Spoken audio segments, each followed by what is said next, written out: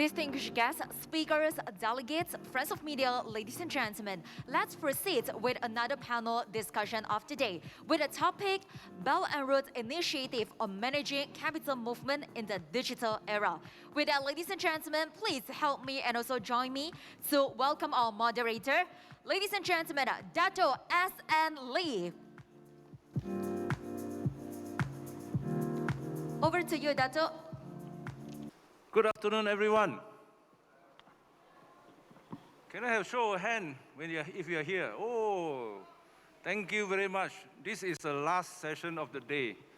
And I bet, right, this is the best session because we have very, very important people and very capable people to share their knowledge with you. So first of all, without any order of importance, I will go by the list that I have here. I'd like to introduce and invite Dato Fadzli Shah Anuar.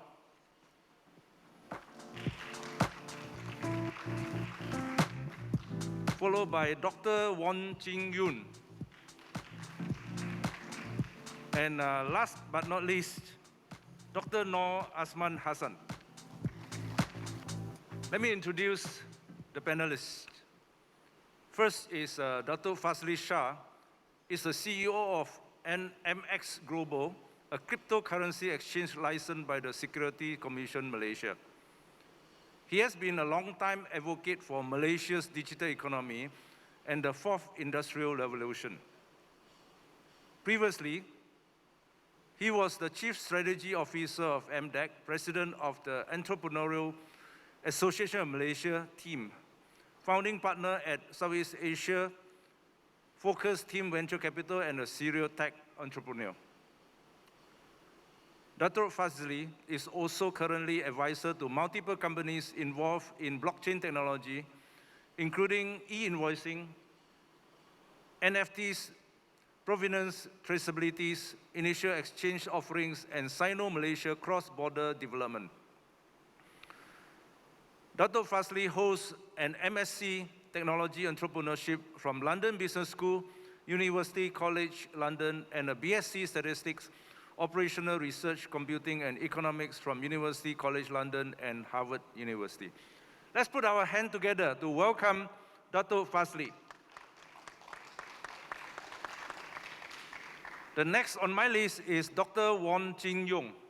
I'm quite sure you know Dr. Wong because I knew him through TV. So I'll introduce him a little bit. Dr. Wong is an associate professor in economics in University Tunku Abdul Rahman, Malaysia, and a distinguished visiting professor for University of Sanya, China. He was also a visiting research fellow at Stockholm China Economic Research Institute in Stockholm School of Economics. He's the economic advisor to the Institute of Strategic Analysis and Policy Research, a member of the Huazhong Economic Research Committee, and an external consultant to public and private entities, including the Malaysia Institute of Economic Research, United Nations Development Programme, and MyStar. He has published in reputable and international scientific journals related to capital flows, international macroeconomics, monetary policies, Chinese economy, fintech, Islamic finance. He is also a regular guest speaker for academic presentation at Bank Negara Malaysia, ADBI, HKIMR, World Bank, etc. Dr. Wong is best known to the public as a host to 8TV's Money Matters and BFM Caijing podcast, op-ed columnist to Nanyang Xiangpao and Smart Investors, and regular speakers and commentator on print and broadcast media. Let's put our hand together to welcome Dr. Wong.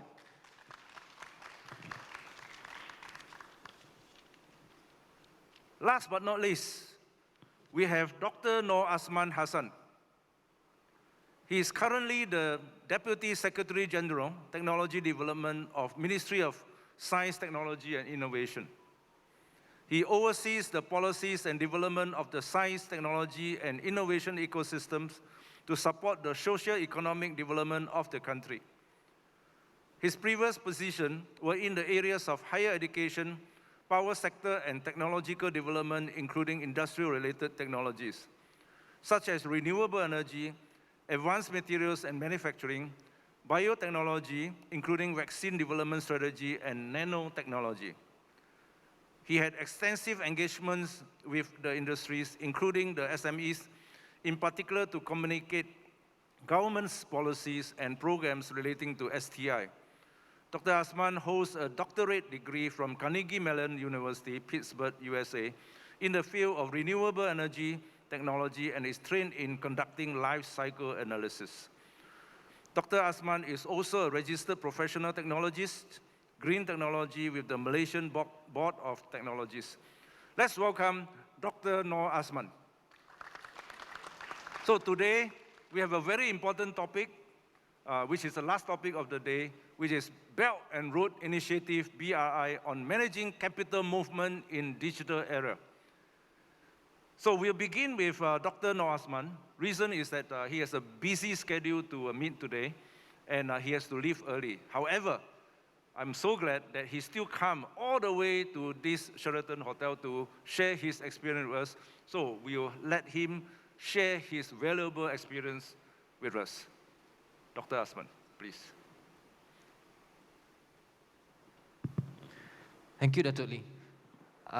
So a very good afternoon, everybody. Assalamualaikum warahmatullahi wabarakatuh. Glad to be part of a very important discussion in regards to our future cooperation between the industry players in government, academia, and other stakeholders, especially so with Malaysia and China, and the Ministry of Science, Technology and Innovation as the leading ministry that oversees the development of future technologies, development of talent in Malaysia in regards to technology development.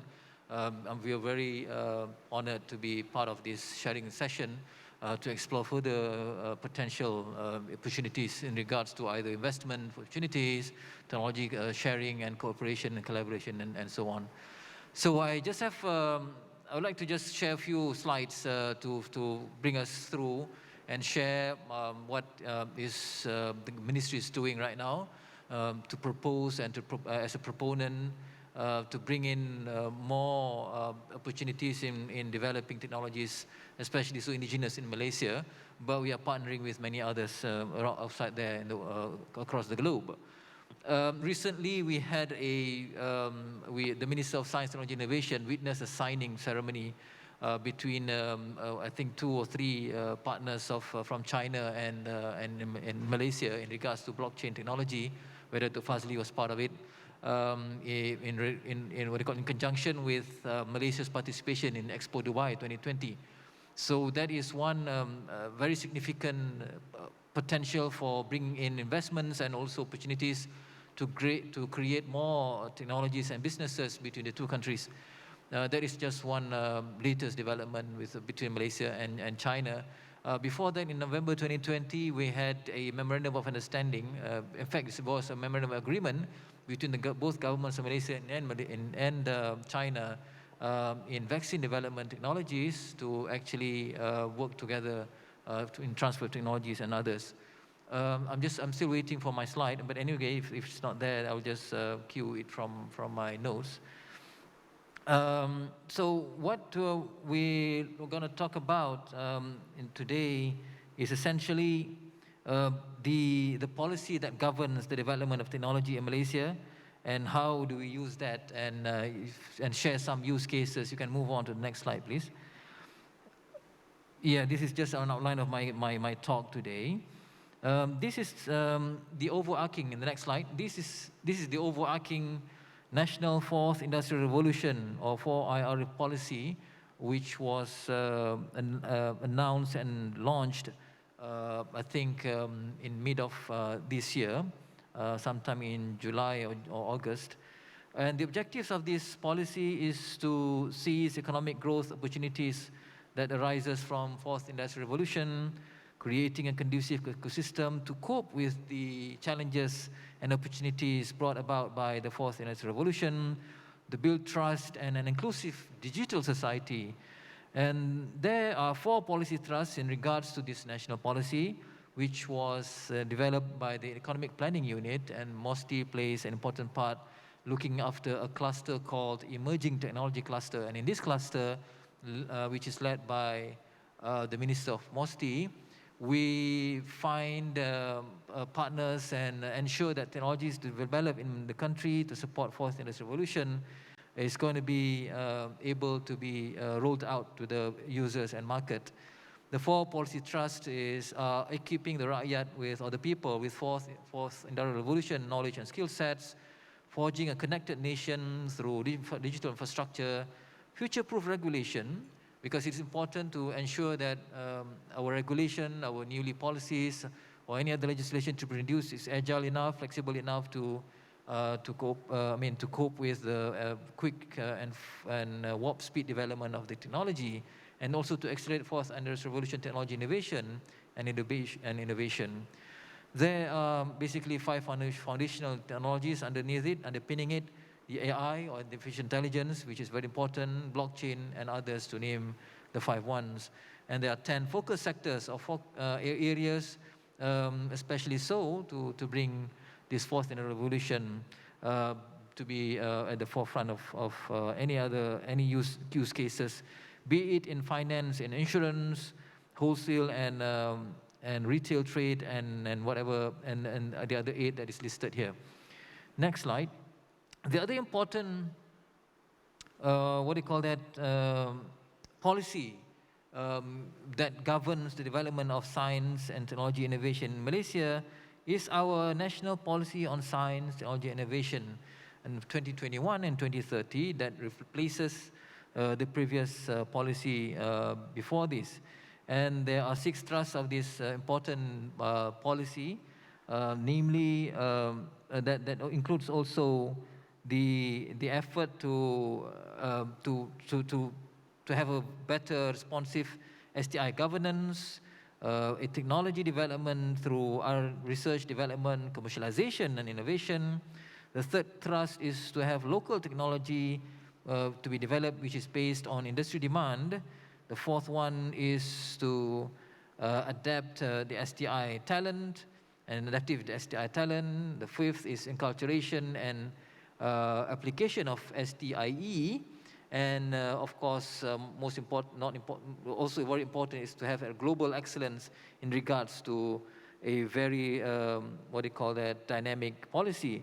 You may be wondering why there was a word of STIE. Normally people will say STI, science, technology, and innovation. But at the thrust number 5 there, you'll see the term STIE. So what is STIE? STIE stands for, of course, STI and economy. For the first time in STI policy, we are linking it with economic development. We want to make sure that whatever technology or science development that we are doing is linked with the economy and also the well-being of the people. Next slide, please. And as such, we have this 10 on 10 My STIE framework. The 10 on 10 refers to 10 technology drivers. As you can see in this matrix of 10 on 10, it is very important for us to utilize the capabilities and leadership or the pace-setting technologies that we have in Malaysia to bring the economic development, the socio-economic development further.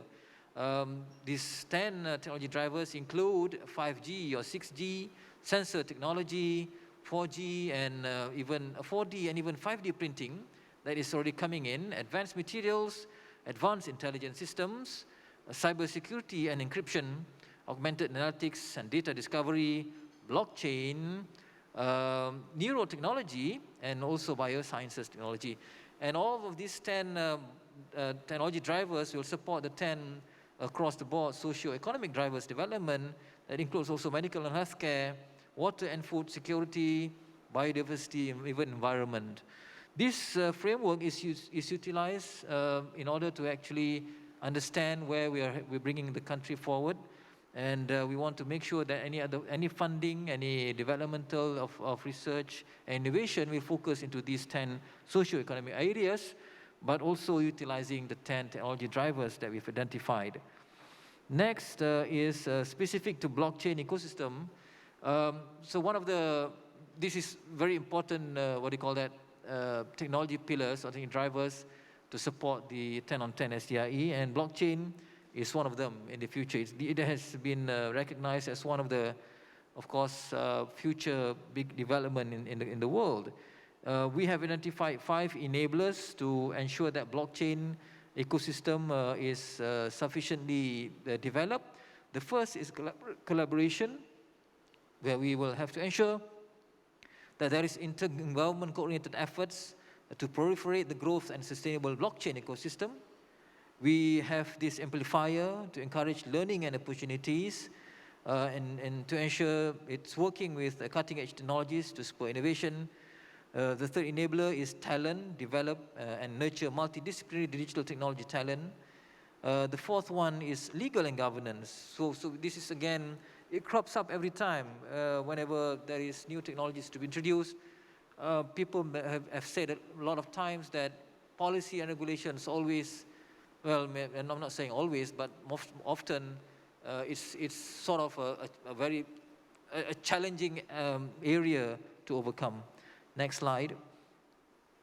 So one of the use cases that we have utilized blockchain in Malaysia at the national level is when we rolled out our vaccine program recently, this year. So we used this vaccine management system using blockchain technology that eventually produces the vaccine certificate, which is based on blockchain technology. No one can actually tamper with the certificate, and we were able to track the movement of vaccines right from it arrivals in Malaysia until it reaches the vaccinee. And there was no missing, a single missing vaccine that cannot be traced, although there are, of course, some accidental damages that occurs, that happen on the vaccine. Next is another use case that we're working on is halal meat product tracking system. This could be very beneficial, a very huge project at another one at national level to ensure that halal meat is actually halal. So we are working closely now with the Veterinary Department of Malaysia, JAKIM, that oversees halal in Malaysia, to ensure that it's safe and so to speak, clean for the use of amongst the Muslims. Next one is blockchain-based pilot project national AEO program with the Customs Department, just to share one aspect of how this logistic and supply chain can be utilized by using blockchain technology. Next one I'd like to share is just to invite people out there that when we talk about technology development, we have this very facilitative R&D ecosystem. We have an end-to-end from one end to another end of basic up to market-driven funding ecosystem, from TRL1 to TRL9, up to pre-seed and seed funding, up to Series A, B, C, and D funding ecosystem under MOSTI. And whatever proposals out there for investment, we can actually find a way to match it up. Next is one of the recently introduced initiative was this National Technology Innovation Sandbox, where people can utilize this platform to test in real time, in real-world environment, the effectiveness of a newly introduced technology. For example, drone can be tested using AI to ensure that it also can actually perform in the real world. For example, in the palm oil sector, where we can actually utilize drone to ensure that crop harvest is at the most effective time. So please look it up, the sandbox opportunities, where we also have this funding to support. And the other important one, next slide, is recently we've launched this TCA, Technology Commercialization Accelerator. We have rebranded Technology Park Malaysia to become the TCA, that will actually will promote and support and drive the commercialization of technology in Malaysia. So we'd like to invite everybody to work with us through this TCA, and we'll be sure that this is going to be collaborative at all levels. And I think that's about it, my sharing of what MOSTI is doing right now. In conclusion, in the next slide, the governance structure of technology development should be harmonized and streamlined so as to ensure the smooth execution of technology policies in regards to policy of STIE and others that I've just shared. And we'd like to invite a strong collaboration between all stakeholders to accelerate development of emerging technologies such as blockchain and artificial intelligence in Malaysia. And with that, Dato, Thank you very much for the opportunity. Thanks. Thank you very much, Dr. Azman. Indeed, we have a lot of technologies has been shared just now by Dr. Azman. I think that hopefully we have enough time for Dr. Azman to elaborate further, okay, in the next few minutes. Thank you very much again. But the next thing that we wanted to share with everybody is none other than Professor Dr. Wong. He has some idea to share, and then we'll do the discussion after that. All right. So good afternoon. So, I perceive that those of you are still with us even at this moment. So you are the most successful and among the successful businessmen, right? So you're here to learn. So can I have my, yeah, you should applaud yourself. All right, so I'm Wong, Dr. Wong, so from University of Abdul Rahman. I'm the Associate Professor of Economics there. Now, today my topic is about BRI and capital, global capital flows. What's in the past, what's now, and what's next. All right, so I hope to make it very short and precise. Now, we probably can all agree that the world economy at this moment, it's in 3 pillars. All right, if you look at this, very simple illustrations about the size of the global GDP. So it can be basically be divided into 3 different big blocks according to regions. One certainly in the East Asia, in the Asia Pacific, with China, Japan, and Southeast Asian countries. And on the other hand, you have the United States and of course in North America in general. And then the other side you have the Europe, Eurozone and those countries there. All right, so these 3 pillars, you probably heard a lot about decoupling, particularly in the past 4 years, following the tariff tensions between China and the United States, and certainly because of the COVID.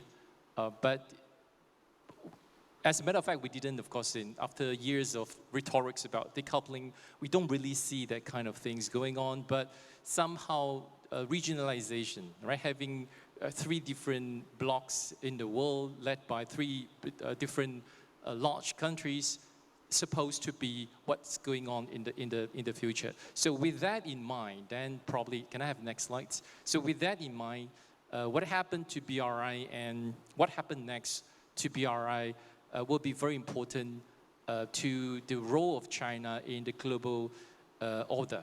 All right, so what happened in the past was, of course, when you have all China participating in the international organizations after the Second World War, created substantially by the United States. So you notice that China in those pre-existing established international organizations, China doesn't act like a disruptor, but more like a follower. BRI is something different because it seems to be a tool for BRI to reshape the global order in favor of China's interests. All right, so if you do remember that by 2013, when the idea was first floated, so it is all about how to foster ASEAN or Asian connectivity, that connectivity through the land and sea corridors. And this probably is a chart that you have come across many times, of course with slightly different version about the Belt and Road, all right? And of course, when we talk about the belt, it is of course the land corridor. The way that we build connectivity is through railroads, the special economic zones, and then if it is through the roads, which happens to be maritime routes, then ports, of course, were very important. So in that perspective, then you can understand why BRI at the very beginning, it's very much about infrastructure, all right? Because when you talk about connectivity, so it is how to build ports, how to build roads, how to build highways that can connect different countries throughout this BRI, the route of the BRI. And of course, throughout this whole process, then one of the main interests for China is to, we have a lot of rhetorics at the very beginning of BRI, like for example, it's a way for China to export the surplus in their, the potential, in their capacity abroad. Another rhetoric is about how China, for example, could internationalize the use of renminbi in the global arena to break the US dollar's dominance. So now what I'm going to show in a couple of slides later is to show quickly about the development of BRI with some statistics, and then looking at the problems or the limitations of BRI, and then I end my presentations with some of the observations and conclusions. Next, please. All right, so this is a very simple map chart that tells you the construction projects under BRI from 2013 to this year, all right, which amounts to about 480 billion US dollars. So those colors with blue colors, of course, those are the countries that have been under the umbrella of this BRI. So like I said earlier, a lot of attention has been put on the constructions project, physical infrastructure development, but we should understand that BRI is more than just constructions. Next, please. If we look at the investments in all different sectors, even though if you look at the colored in blue, can I maintain the previous slides? Yeah. If you look at the color in blue, it may not be as much as what you have seen earlier, all right, in the earlier slides that shows constructions. But if you look at the numbers itself, the total investments are more or less parallel with the amount of investments in constructions. All right, so BRI is more than, at least the earlier phase of BRI is more than just constructions. Can I have next? All right, and these three figures are just to show you, give you illustrations on how China's capital outflow to the rest of the world had been accelerated exactly right after the announcements of BRI. All right, if you look at the thick dark color lines, so those are the, from the left to the right, so you have the total direct investments from China to the rest of the world. The one in the middle is Chinese loans to the rest of the world, probably through BRI projects, as well as the trade credit and advances advanced by Chinese banks, for example, to the rest of the world.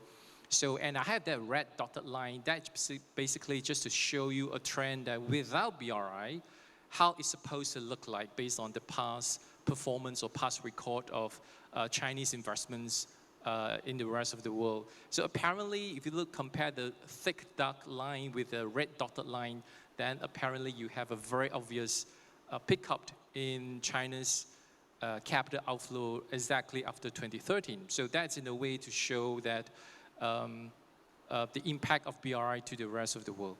Next, please. Now, here comes the part about the limitations of BRI. Now, this simple bar chart tells you the amount of BRI-linked investments and constructions projects from 2013 to this year. Then apparently, once you take away the very obvious pickup in 2014 because of BRI, even though the amount of projects have been maintained more or less throughout these years, but it starts to slow down in 2019, of course, not to speak about 2020, 2021. All right, some, of course, may question that it must be because of the trade tensions between China and the United States, part of the explanation. Of course, part of the explanation will be because of the COVID-19. But don't forget that even during the year of COVID-19, in this year alone, China has been the largest recipient of foreign direct investment from the rest of the world. So it seems like the pandemic itself is not the reason why at the same time you can have the largest capital inflow into China, but you have the smallest amount of Chinese capital outflow to the rest of the world. So that tells you something about the limitations of the BRI. Of course, partly must be because of the rising rhetoric, particularly in the past 2-3 years, about the debt trap. How the Chinese governments, through the BRI, it has been pouring the world with the debt, which we have some discussion in the early sessions in this morning. So that could be part of the reasons. That could show part of the reasons, the limitations of state cooperation when you have too little private sector involvement, which I'm going to show you in the next slide. So if you look at a private sector involvement, this again, bar charts tells you about the percentage of private sector involvement, not the GLC-linked investments, not the state-state cooperation, but purely private sector investments through this BRI. Then you look at the percentage, most of the time it's actually single digit. All right, 8% at the beginning of the year, 2020, 2021, it's even less than 8%. All right, during the heyday of BRI, so you probably can reach like 14, 15% of private sector involvement in total BRI investment in the rest of the world, but no more than that. So with the limitations of this private sector involvement, so it tells the limitation of the BRI itself, all right? That's one part of it. Then if we zoom in further into the type of private sector investments, particularly in technology, which fits the theme of these sessions about the digital Silk Route, it's even smaller. You look at the percentage of private sector involvement in technology sector, the percentage is even smaller, 2-3% at most. Even though we read the headlines, it's always about Huawei, it's always about ZTE at a few years back. But we look at the total amount itself, it's actually very, very minimal. Next, please. So that's the second limitations of the BRI.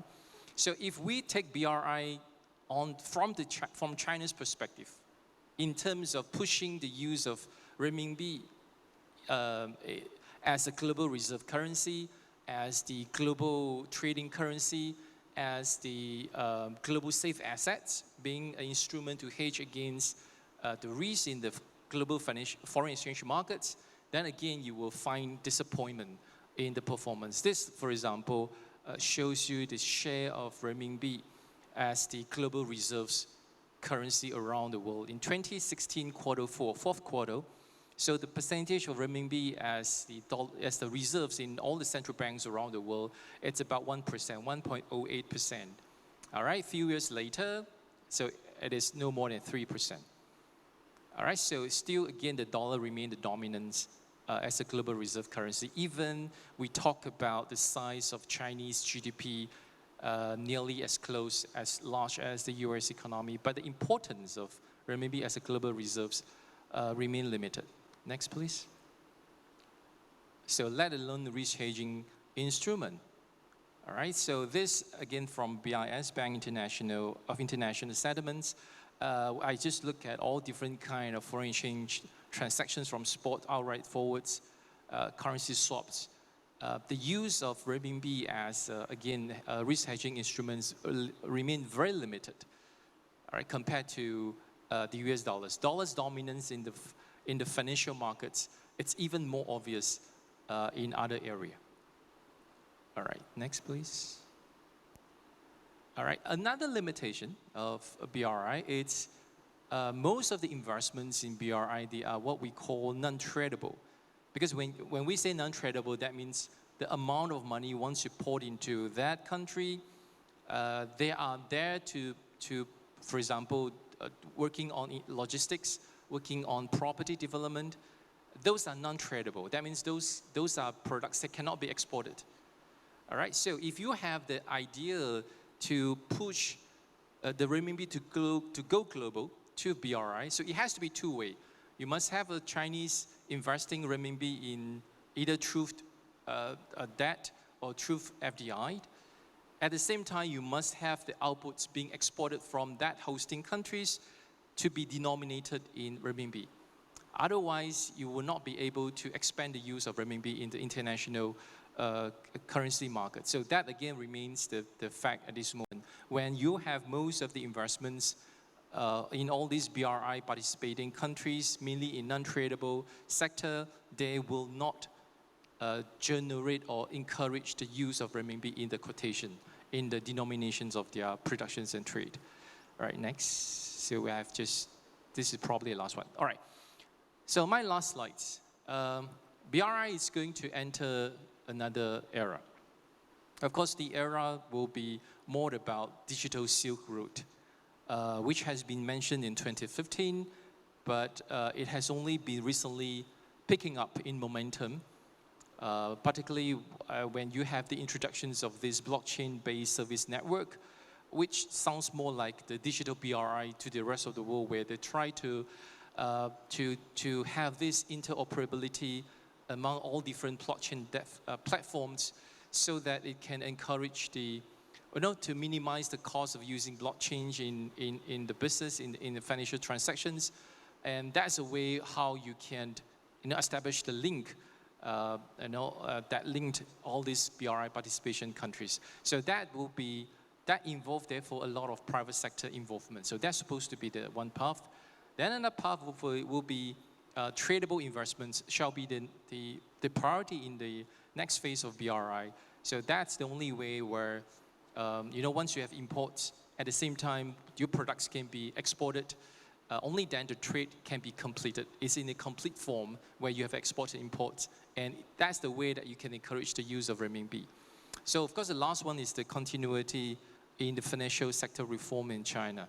So given the size of the Chinese economy, the currency is supposed to be, if not the most important, but at least supposed to be the second most important currency in the market. But that's not the case. And one of the most important reasons that's not the case is exactly because of the capital control, the exchange control remained in China. So that makes even the Chinese exporters themselves, they want to denominate the trade in the US dollars instead of renminbi. All right, so that's how I will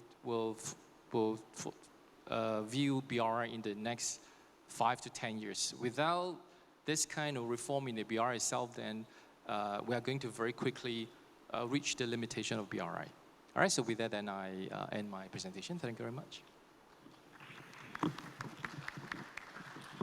Thank you very much, Dr. Wong. It's a very good lecture, and it's a free one, right? This is from Professor Wong, right? So I learned two things from the presentation that he had. First of all is that I remember when I first went to China in 1996, $1 was 8.25 RMB. Today, what is $1 to RMB? 6 point something. It says that if you have kept $1 in RMB form in China once upon a time, you have made a lot of money because the interest rate in China is higher than the interest rate in Malaysia in terms of FD. So there are opportunities, even though China RMB is not the major trading currencies. So I'm looking at the reverse. So by looking at the reverse, you also look at foreign investment, right? It's not so much in the BRI initiative. But my point is that I think this problem can be an opportunity for some private investment into the market as well. So hopefully, right, there are business opportunity from all of you, and you can start, thinking about investment in BRI. Now, we talk about blockchain, we talk about technology, we talk about Chinese RMB. We have Dato Fadzli here, who is well-versed in blockchain. So I'm quite sure he has tons of knowledge because he has also have a platform that deals with blockchain technology. In addition to that, I think BRI also deals with a lot of infrastructure financing. So Dato Fadzli, how do you think digital technologies such as blockchain can play a part in improving transparency and accountability in these capital flows? Dato Fadzli. Thank you, Dato. Yeah, thank you, Dato Lee. Tajahal. Thank you to everyone who's stayed. I think towards the end of today, I'm pretty sure many of you are looking forward to the closing speeches and then dolling ourselves up for tonight's gala dinner, which I hope to see many of you again to help ourselves to a sumptuous dinner. Coming back to Dato's question, and I think I want to flow in from where Prof left off just now, which was, I think, an excellent segue into what I want to introduce. This digital Silk Route, there are what we can consider the obvious parts which are going to happen because they have, they kind of take lead from the momentum that the BRI has built over the last 10 years or so, and probably the less obvious parts, which we would argue is the bigger opportunity. So when answering the question of where will the capital flow, I think before we even look at where the capital can be allocated, it's very important of how will decision makers in the future be analyzing information to be able to determine where the capital flows to. So when we take the first phase, or what Prof had positioned as the first phase of the BRI, largely infrastructure-driven and debt-driven infrastructure development, I think it helps us paint a picture to look at what was the BRI developments really trying to optimize for. And I think a great example of this is the Panama Canal. If you look at the Panama Canal, which was established in the mid-1910s, and around 2015, the BRI had, taken its effect onto the Panama Canal. When you measure it from a dead weightage ton. That means effectively the volume of the ship and the goods that can travel through it. They've effectively tripled it from what I believe was 65 DWT to now more effectively 180 DWT. So throughout this entire physical Silk Route, or this new BRI route, if you will, China has really effectively invested to be able to expand the volume that can be moved throughout these trading routes. But what is the next step? What's going to guide them into knowing where to double down on their bets and where to put more effort to be able to move or spearhead the next wave of investments? And that's where I think we share a little bit about blockchain. What we know has been happening in China over the last 4 or 5 years, as they have multiple times announced that they will close off from the world with cryptocurrencies and other blockchain technologies. And this is not the first time that China has done this. They've done this for social media, they've done this for internet search technology. And what has repeatedly come out of that is that they make their own giant. They make their own standards, they make their own way of operating these technologies, which, because of the large insular economy, becomes globally dominant. And the Chinese government, under the Ministry of Industrial Trade, specifically under the Chinese Academy of Information and Communications Technology, have actually developed a national blockchain standard in China called Xinghuo. Now, Xinghuo, if you're familiar with blockchain, maybe some of you have heard of Bitcoin and Ethereum. These are what's called layer 1 protocols. That means the base protocols, similar to like how we engage with the internet today with TCP/IP. This is a fundamental layer protocol for how the machines or the systems will talk to each other. Now, Xinghuo is by design insular to China. It's only for trade within China, and I believe the previous panel also spoke about the very top-down approach of countries like Malaysia and China, but China, with the multitude of the population that they have, obviously top-down effect is much more exaggerated. The majority of state-owned enterprises and the largest private companies in China have already adopted Xinghuo, which means categorically that the future of their economy is going to be registered on the blockchain, which is why we started working on the Zetrix project, which I'm very honored to be part of. And in fact, I think we, as Malaysians, should also be quite proud of the fact that a Malaysian company effectively won the rights to be able to develop the interoperation layer from the Xinghuo network. So MyEG, in partnership with Bubi Technologies and the Chinese government, are developing the blockchain standard for how enterprises and countries engage with the new Chinese blockchain-based economy. And for, I think if we take it to the level of what is really blockchain, I like to describe it quite simply as we used to use our computers with Excel files, and now these Excel files are distributed across multiple computers all over the world, and whatever you enter into it cannot be changed, but can only be updated in the future, and that's really what's going to happen. Trade in the global sphere is going to sit on one network of ledgers, and that ledger arguably could be led by the national standards that China has championed. Now, in the future, what that means is that if we want to be competitive as a country, we have to look at, I think this ties into a previous panel that was also had this now, like multilateralism. Are we part of a trading group which is going to be dominant in this at all? And I believe in the Malaysian context, we have to look towards the RCEP, or the Regional Comprehensive Economic Partnership. 15 member states, China's part of that, Malaysia's part of that, and it really covers the eastern seaboard of Asia down to Australasia. That's going to add about $500 billion worth of economy by 2030. And if a lot of the economy is contingent on that data flow happening on the blockchain, then I think that's where capital flows are going to initially be invested, but eventually be guided by the information that's in this blockchain. So I think to address your question just now, Dato, blockchain, I think it's going to play an important part, not only part of our national policy in Malaysia of science and technology innovation, but it's going to ultimately lead to how we share information across borders, how we determine the rules of engagement and the commercial practices between countries and enterprises.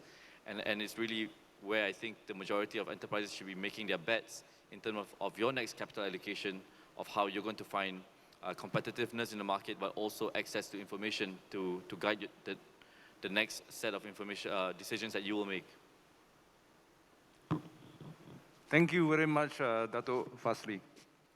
Now, I think that what we learned just now was a term called blockchain. I'm quite sure that it is not new to you. So the moral of the story is, today, if you want to have advancement or do you want to have competitive edge against your competitions, you have to use technology. So of course, we talk about cloud computing, we talk about other connectivity such as internet, 5G, and of course, blockchain is one technology that we should also embrace. I'm very glad that a company that Dato Fadzli has already started working with this technology and also have a working solution. And that is very important because we need to be on the ship together so that we can win the world economics, world economy pie, a little bit of it, so that we can participate. Otherwise, we will be singled out. Before I go back to Professor Wong, I'd like to have a quiz. Hey, winner will get a free ticket to dinner tonight. Would that be okay? Okay, the quiz is this. As of December 2021, do you know how many countries have joined the Belt and Road Initiative by signing an MOU with China? Any answer? How many countries have signed an MOU with China on the BRI or Belt and Road Initiative? Anybody? Any guess? 138, Professor Wong says, 138. Okay, at the back there's a slightly below 200. 195, okay, 195. That is a very interesting number, 195. Any number bigger than that? 500? No? 50? So as of December 2021, Professor Wong was very close. It's actually 142. I hope in your mind it's not 500 because there's no 500 countries in the world. Okay, 195 is close enough. But you know, in the United Nations, what is the number of countries in the world that is recognized by UN? I will not give you the answer. You can find out from either Wikipedia or some other information. But the reason I ask this question is not only to test whether how good you are or how much information you have. It is that almost 2/3 of the countries in the world has signed up BRI initiative. So that is how important it is. So for those people who has not embarked on BRI initiative or project that is related to it, this is the time. It's not too late yet because it's still the beginning. But I also read an article. Those countries that sign up, out of the 142 that we had today, a lot of them are in Africa. Now, developing nation, you think of Africa, maybe they are poor, but you know what? There are a lot of African nations, some people are very rich, they can invest. So these are the opportunities that we have. So, I'd like to have more information sharing with information coming from Professor Wong. Maybe I'll ask Professor a question. In relation to, what are some of the digital infrastructure gaps that needs to be addressed before realizing the full potential of the digital economy along the BRI? I think accessing to technology, especially the adoption of technology, it's very expensive, right? And because of that, then most of the companies, they tend to either overlook or they just ignored what's going on out there. So that's number one. And so to make the technology be more accessible in terms of reducing the cost of adopting the technology, like for example, like Faz has just mentioned about the use of blockchain, it's pretty important, all right? So I give you an idea of what you mean by reducing the cost of using this blockchain. You know, we used to, in the past when we started to introduce ATM, all right, auto teller machines. So you know that the card that you have from bank A, it cannot be used for bank B. So ATM machines between banks, they cannot talk to each other. And so therefore, on the one hand, even though it's a technology that facilitates a lot of, the transactions, but it is a barrier where when you cannot have this allow machines to talk to each other, then the adoptions of the ATM cards will be limited. So that's something very much like the blockchain tag that we have today, where each different platforms will have their own language, will have their own protocol. So then when you can't have this technology being widely used, it's like a language. If it cannot be widely used, then there's no point to learn that language, spending so much efforts and money to learn a language that your customers or your clients would not use. All right, how to make sure that the suppliers and clients, we are all using the same language, even if we are using different language, but those language can be easily being translated and being understood. Therefore, will be the future for making technology cheaper. So imagine, therefore, using that analogy. So you are talking about how to make sure that all different tech platforms can be integrated, allowing them to talk to each other so that you don't have a barriers in between different kind of platforms. And that, therefore, will greatly reduce the cost of using tech. So that's a part that Faz and all friends there are doing. So that's what I think is very important. And number two, of course, is come back to our preference or attitude toward technology. So we have a lot of friends doing very well in the past, even without all that kind of technology. So you know that businessmen actually don't like to change, because to change is very costly, very risky, and it doesn't guarantee reward. All right, so therefore another very important part is that even you have a supply of tech, you must have a demand for tech. So therefore the demand partly will come from the preference or attitude of the entrepreneurs toward that technology. The third one, I think, is to encourage the demand, to create a demand for tech, is to make the business scalable for the businessman.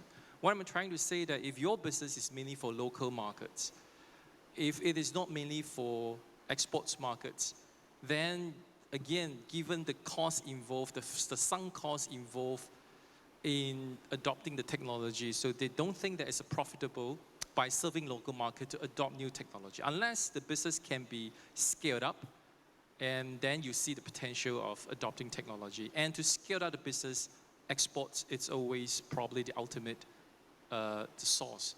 So we keep talking about bringing FDI into Malaysia. I think it's a time to talk more about bringing our enterprises, our companies, to go global. So that is how we can actually, catalyze on the tech, and therefore to make everyone's life better. Thank you, Dr. Wong. I always remember when we talk about technology, right? I used to have a boss, right, that always says, if you have money, buy them. If you have no money, you think of the cheaper way, you rent them.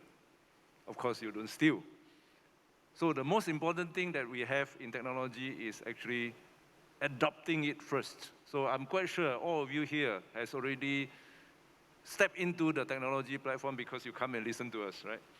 Because technology is one of the many ways for achievement of what you want to do today. But ultimately, in the digital era, you have to invest in technology. Either you buy them or you develop them, okay, or you adopt them through whatever means that you have in the cheapest way you have so that you can be successful. So talking about technology, talking about Belt and Road Initiative, I'd like to direct the next question to Dato Fadzli. The question goes like this, and this is important because all you are businessmen. You ask this question: which are the best investment opportunities along the digital Silk Road? Perhaps I think Dato Fadzli has some good answer for us. Dato Fadzli. Okay, it's quite a loaded question. So I think when you look back at the last 10 years, I think we can all agree that the infrastructure or the physical infrastructural investments, that ship has sailed, right? The ports that China has already actively engaged in, I think that already kind of paints us a picture of where the One Belt, One Road will travel through in terms of the physical world. The biggest investments are really in trying to map back out the trade routes and trade activity between these points that the BRI connects. And I believe that the most value is to be had is when you try to solve quite complex problems, and the complex problem in the BRI would be, how do you quantify and map the value of cross-border trade? Just now, like Prof said, the three things which could lend a hand towards that technology adoption. But essentially, when you can capture the amount of trade leaving a country A, for example, leaving Malaysia, and if you take, for example, like durian, right? How much durian is being produced in Malaysia? Where does that durian go? Does it get processed? Does it get frozen? Does it get shipped out? How much of that enters the Chinese economy? How is it consumed and over what period of time? Knowing this information for any one of the value chains will probably guide, fairly well-educated guesses in terms of where the biggest or lucrative investment opportunities would be. If I bring it back down to this local example of Musang King, or durian, Musang King right now, probably if you buy it in Pahang, X farm, you might be able to get it in season at 25 ringgit per kilo, which seems fairly expensive. But if you compare it to D24, it's remarkably expensive because D24 is maybe trading at less than 5 ringgit per kilo. But that same Musang King, if it makes it to China, right, or rather, I think because of the current policies now, it actually makes it to Hong Kong. Make it to Hong Kong on the same day, that per kilo Musang King will sell for 85 ringgit minimum. Into China via the unofficial routes, it will be sold for 200 ringgit per kilo. So this kind of economics plays out in many other goods. And I think when we talk about like larger volume, more structured industries, even E&E or halal meat processing, or halal food processing, the quantums just go up several magnitudes. So I do believe that the future will be in supply chain financing, trying to figure out with data which of the supply chains are most lucrative in terms of economics at play, and then how to position those investments. So I think supply chain financing, to address the question directly, is probably the most lucrative and high value investment that can be made in the next, the midterm, really. Oh, thank you, Dato Fadzli. Supply chain financing, something very new. I learned something new today, so I think it's worth it for coming all the way here. So in the interest of time, I think we are about time to complete. I was told to finish at 4:30. So I'd like to now circle back to our two respectable panelists. So maybe we'll do a brief summary. So I go back to Professor Dr. Wong to do a summary. Okay, so it has been 8 years. Is that 8 years? It was 8 years since the introduction of BRI. So we know it has been going through its own up and down in the past. It is going to enter the second phase. All right. So the infrastructure development, even though it won't be completely a pass, but it will not be the highlights of the BRI and in the next phase. So that's number one. Number two, and because of that, therefore, the focus will be shifted toward digital Silk Route, all right, digital economy, so to speak. So that will be the next battlefield in the BRI in the next phase. So, and because of that, then you can imagine that the tensions between the US-led world and the BRI will be shifting from tariff, from trade, those physical goods trade, toward tech tension. So because this is like a vacuum that both powers are trying to redefine the standards in technology. So, so that will be the second scenario that we're going to observe in the future. So if that trade trap was the concern in the first phase, and then the data security concern will be the second phase. Because even if we talk about this blockchain tech, so it's not a permissionless database, but it's a permission network. It's a permission platform where somehow, even though it sounds like a decentralized platform, but it has a centralized power in there. So who is going to have the final say about that? So that will be the conflicts where it will happen in the next phase. So by having said that, that means we are going to see more private sector participation in the second phase as well, involving not just infrastructure-related companies, but all different sort of companies taking place, especially opportunities throughout the digital Silk Road in the second phase. Thank you. How about Dato Fadzli? Yeah, thank you, Dato. So I think really in closing, I want to suggest really three things to leave you with, right? Number one, how we got here today and why we think it's important that this is an inflection point. Number two, what I think at any national level, every country has to start to be thinking about right now. And finally close off with, where maybe some simple questions that you can ask yourself to be able to determine where your next capital movement will be within this new digital Silk Road. So number one, we believe that every 20 years, and evidently every 20 years, in the IT sphere, there is an inflection point that happens. In the 60s, it was the mainframe computer. For those of you who may have had the opportunity to work with those computers the size of rooms, right? And not everybody could have one. But in the 80s, that changed. The form factor went to personal computers. That's why we have the laptops, the tablets today, and of course, it started with the desktops that you have probably at home. In the 2000s, it was the internet. The way that we consume information changed, right? It no longer stood within this one system.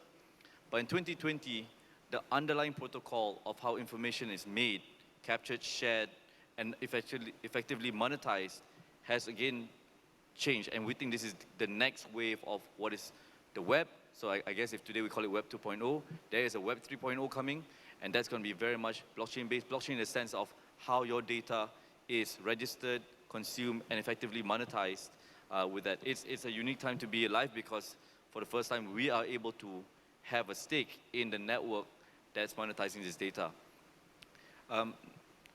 So the second point is really, we as a country and maybe as a cooperative of nations and states, the biggest challenge really, I think, beyond the digital divide and such, to realize this promise of what a blockchain could bring us together on is really the fact that we have very differing data protection and data sharing policies. And in some countries, no policies at all, right? So if you take Malaysia, for example, we have very clear data protection policies in the PDP,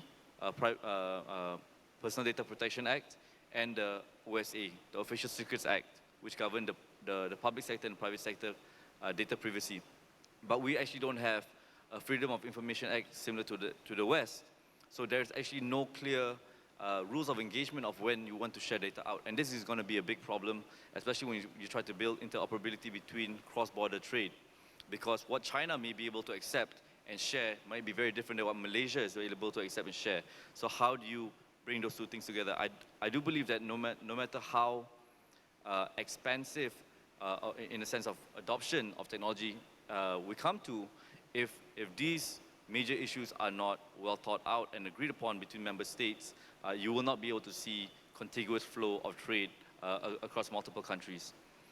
And the third really, I hope to leave you with is, whatever the future may bring, when we talk about cross-border trade and really at its core what the BRI is going to affect, three things will always happen in every transaction, right? Number one, there'll be a transfer of goods or services. That's going to go from party A to party B. Number two, there's going to be a transfer of information, and that's what we think the blockchain will bring in this next iteration of the internet. But and number three, and I believe Professor Wong had touched on it before, there's going to be a transfer of payment, right, for those goods or services. So whatever innovation happens, we believe it's going to have to account for all of these three things to be able to sit on some sort of shared or connected layer. And we do believe that that's something that we cannot arrive at as a private enterprise or as one sovereign nation state. It's going to be something that many states and many enterprises are going to start building together. And so I think the future is quite bright. And I look forward to seeing all of you there, but not before tonight's dinner. So hopefully we'll see everyone there at dinner tonight too. Thank you. Yeah, I think that a very good summary. So what I can say from our esteemed panelists is that, number one, there are challenges. Number two, there are some solutions. Number three is don't sit tight. Go and do something about BRI. I think you need to act now if you have not already done so. So let's put our hand together to thank our two panelists, Professor Dr. Wong and Dato Fadzli. Thank you. Thank you so much once again to our moderator, Dr. Azman Lee, and of course to our panelists for all the sharing and also information, the knowledge. Well, I would say it was indeed a very thought-provoking and mind-blowing session. Thank you so much. And can I have three gentlemen to please come forward and have a group photo?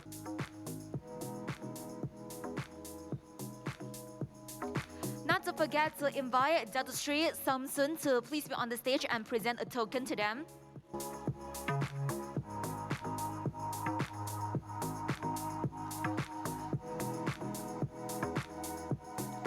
Thank you so much to our panelists, Dr. Wong Chin Yoong, as well as another panelist here, Dato Fadzli, and of course the moderator, Dato Azman Lee. Again, let's have a group photo together, all right? Two panelists, one moderator, as well as a VIP.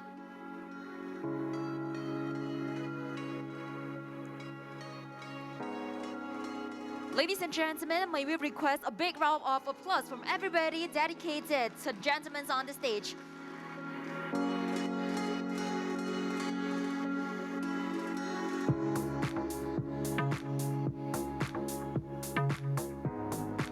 Thank you so much.